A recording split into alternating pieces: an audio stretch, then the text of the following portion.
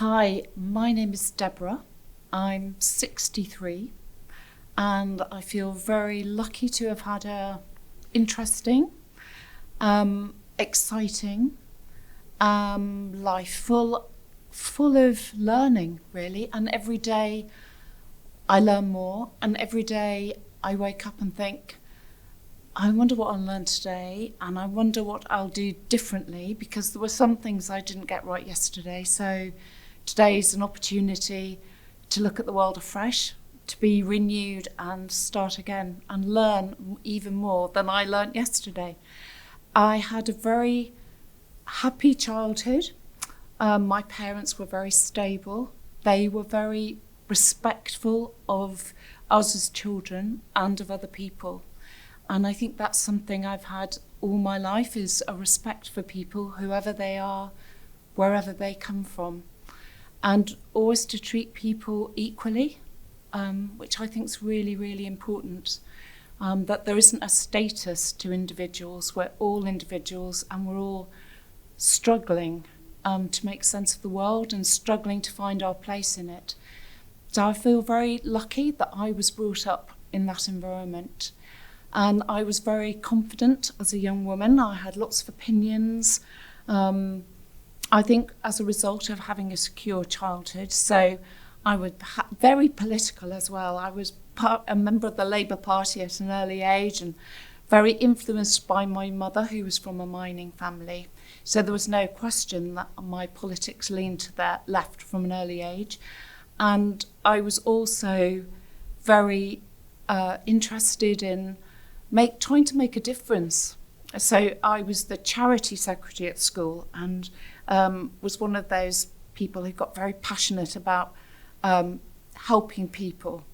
And I think it came from a good place. It was just really seeing that you could make a difference, that you could help people if there was the will and the energy and the activation to do so.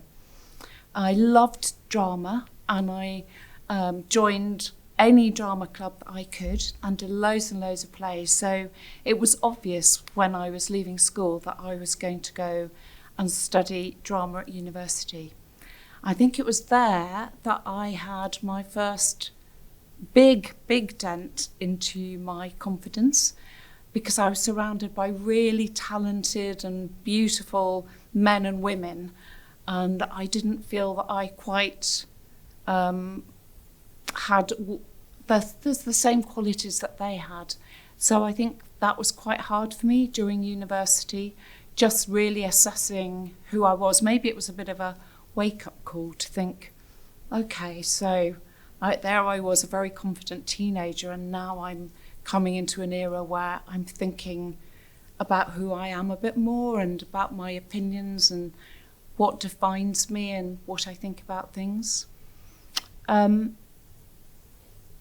So there were some brilliant women at university that were very inspiring, and some of them have gone on to do amazing things. And I watch them and think, well, if they can do that, then maybe I can do that. And maybe it's just a question of really wanting to do it. And if you really want to do something, then pursue it and have courage. So after I left university, I wrote to the BBC every couple of weeks and eventually got a job in the BBC, which I absolutely loved. I couldn't believe that I was being paid to work at the BBC, and I worked in the film unit where I used to watch film rushes coming in every day and got very excited about the drama and the energy of film and what an amazing visual media it is. I have to say, running parallel along this working at the BBC and being at university was, I didn't really have a boyfriend until I was at university. And I gave too much of myself, I think, looking back, to that relationships rather than making friends.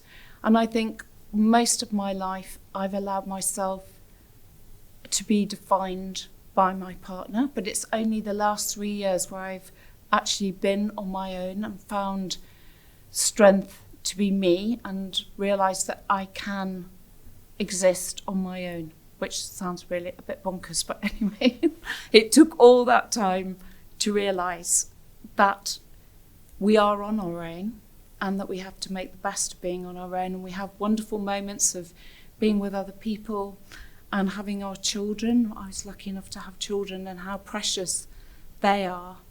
But ultimately we are on our own and we have to do things on our own. And that's exciting as well, because that gives us a lot of agency and power. I don't feel that I have ever been, I don't feel that I've ever had any difficulties at work with men. That I have always, don't think I have flirted. I don't think men really flirted with me. I think we just rubbed along, and I never had any problems in that way. I think, again, what might have held me back is lack of confidence at certain times. But then watching other amazing women, I think, well, yeah, we can do it. I can do it, so I will. And that has been brilliant in my career development, is just watching other women, seeing them do great things and feeling inspired to do the same. After working at the BBC, I then worked for a couple of independent companies, and then I moved to France, where I brought up 3 children there and set up a television production company. And it was amazing to be in France, because it was a new world, a new culture, learning French, feeling a bit of an outsider, which I have a lot of my life because I've moved around a lot. I've lived in so many different places. But wanting to be part of the culture in France, but knowing that you couldn't really do it because I was le roast beef, as I was called. So, yeah, I would never quite fit in, but wanted to because it was so beautiful and I loved the French culture. So we were there for 5 years and then came back to England, and I really started again because I'd separated from my husband, my second husband, and we started again living with my parents, who were really supportive, and I started working for a theatre company for adults with learning disabilities, which was an incredible experience. I just learnt so much about communication and creativity and how to adapt and be flexible. And it was really brilliant. It opened up parts of myself that I didn't know existed and made me think very deeply about us as humans and what we're here for and why we're here and how we can help each other, and that really important need to be kind and to look after each other, particularly the most vulnerable people. I think that we are judged by how we care for the most vulnerable people. It was a really brilliant experience working for that company. I've been lucky in my life to have some amazing friends that have been there throughout my life. Not many, but a few who've just been incredible women. And I think that support of those women has really enabled me to flourish as a human being, knowing that I've been loved and cared for as much as is possible by another human being. Not by the men in my life, but the women in my life. So I've had various jobs in theatre, all of which I've absolutely loved. I really love working with people. I really love making work for audiences. And seeing people respond to theatre and to art. I've loved taking theatre to different places. So a lot of the work that I've done has been about site-specific theatre, taking theatre to different places like car parks or an old mill where we did a production in Bradford, and the Holiday Inn swimming pool, things like that. Just because it's more surprising and you never know quite what you're going to get, and that kind of risk and innovation excites me. But otherwise, everything gets a bit too stale. What else can I say about my life? I'm 63, but feel very alive, and that the next however many years are going to be really exciting, because there's still so much to see and so much to learn, so many human beings to meet and find out about. There are always hard times when one feels lonely and desolate, and it's hard to get going.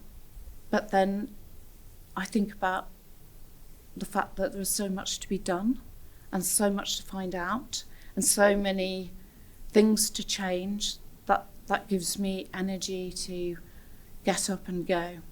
And to, I think, also distract yourself, because sometimes when you're feeling low, you need to just get out of it and distract yourself and do something positive.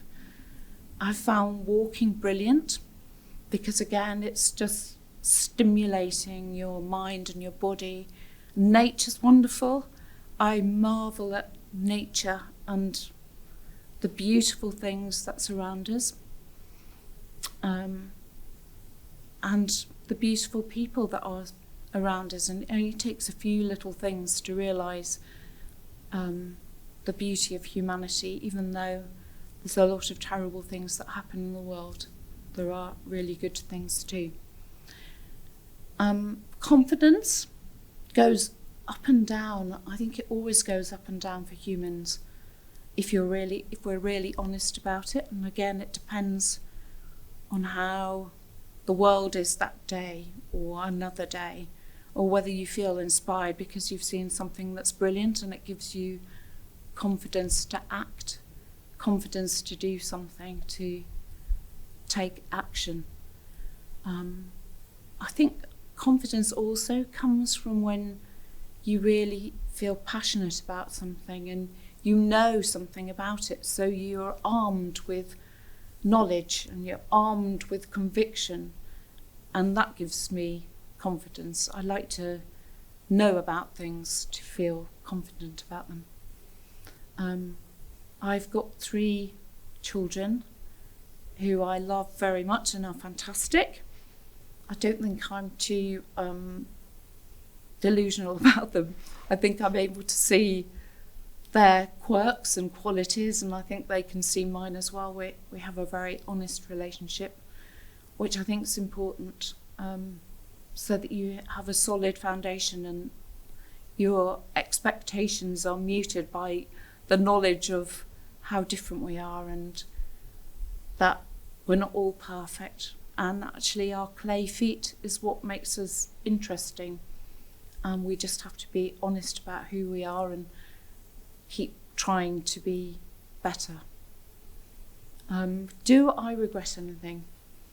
No, I think everything that I've done, even if it's been foolish, silly, not very helpful, maybe sometimes unkind, has enabled me to progress and make strides forward, because I've learnt from things that I've done, and that's where I am today. So there are things I wish I'd done better, but I'm glad that I've had the journey I've had, where I've learnt such a lot, experienced such a lot, and come to where I am. And there's still lots more to experience and to do, lots more to do in life.